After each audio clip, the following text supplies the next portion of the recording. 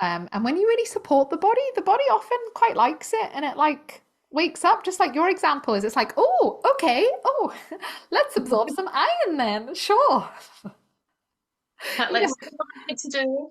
Yeah, yeah, because it's just had a little bit of like witnessing and listening and love and somebody whatever, giving it what it needs, and then it kind of, I mean, it's maybe a bit too simplistic. It's not always how it works, but it's a I think we could lean into that more for sure.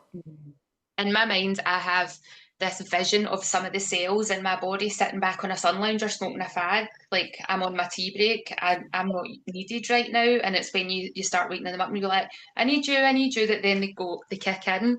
It's just like, I don't know why I have this little mental image inside my body. I'm like, smoking a fag, I'm not doing any work. And I'm like, no, I need you to. Come on, come on. Yeah, yeah. And then you probably have other cells in the body that are like a toddler trying to help you. Let me help. Let me help. And you're like, no, no, no, no. This is the most unhelpful thing you could do right now is to try and help me. Please don't help. Please. No, no, no, no, no, no. I'm gonna help. Look, I'm gonna make loads of antibodies. Woo. And you're like, no. I just yeah, you need to go on this. We need to switch roles. You need to go on the sun lounger. This one, like, it's so the body is just endlessly fascinating. I'm often the same. I often think about like the different, give lift different bits of personalities to different parts of my bodies or different cells, because I know that like areas of sluggishness where they're on their sun lounger, and I'm like, come on. And then I have other parts like my like adrenaline production. Oh, honestly, it's just like the toddler that just some of it's genetic, some of it's history, some of it's trauma based, where you're just like, no, no, no, no, no, we're actually cool. Like, yay, like I don't, Just yeah, don't need your help right now. No, there's no Just bears. a postman at the door. You do not need to be on high alert to answer the door to the postman. He's a nice man. Yeah, you've known him for about 7 years, or like, I hate my phone ringing. I never answer my phone because and I've just accepted that. Like, it's not something I can be bothered to work on. Do you know what I mean? Where I'm just like, oh, how dare someone phone me? It's like my little brain is like just kicks off, and you're like, take a breath. It's fine, you know. Yeah. It's fine. And yeah, it's funny. The body is amazing. And the more you learn about it, the more you just realize you don't know. And the more you keep learning. And I think that's why there's so much power in understanding your body. Like, I think it's one of the greatest gifts you can give to yourself, or I would say. And even investments, I've invested a lot of money in whether it's my, not even just my training, but actually, my own health and well-being. And there's lots of questions around that, around access and privilege and economic things for sure. But actually it is one of the best investments I've ever made and continue to make, because I now, it's like facilitated, and everybody's journey is different, but it's facilitated me understanding my body, having compassion on it, listening, accepting, and also just knowing what is the environment I personally need to thrive.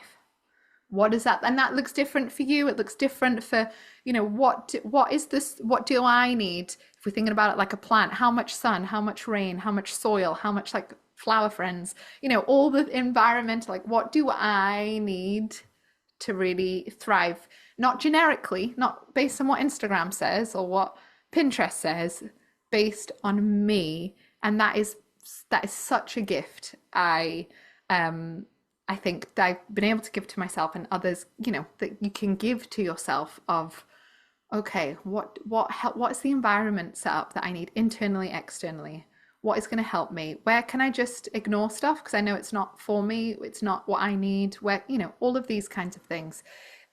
It's because I think, and it's also, I do think it's a little bit of a reclamation and quite a radical act as well of women coming home to their bodies, understanding them, witnessing them, becoming aware of them is a radical thing that even my grandma and my great grandma would haven't have been able to have that level of, based on the societal and oppressive systems that we've been a part of. So it makes sense that we have no idea what our bodies need, but a way I think to really shift things for future generations and to really kind of give it like the two fingers up to some of the more oppressive systems we've been under is to actually do the radical act of like being really good friends with your body and being a really good listener and a really good carer of it, because historically women's bodies were never ours. They were for other people, other people's uses. we had never had that sovereignty over them. And that's not the case now. We now can be autonomous and sovereign in our bodies. And that makes me very happy to be alive now and not however many years ago. Yes. Yes. I've absolutely loved this conversation, and I think we could probably go on for the rest of the We could, but we shouldn't because our blood sugars will drop too much. and we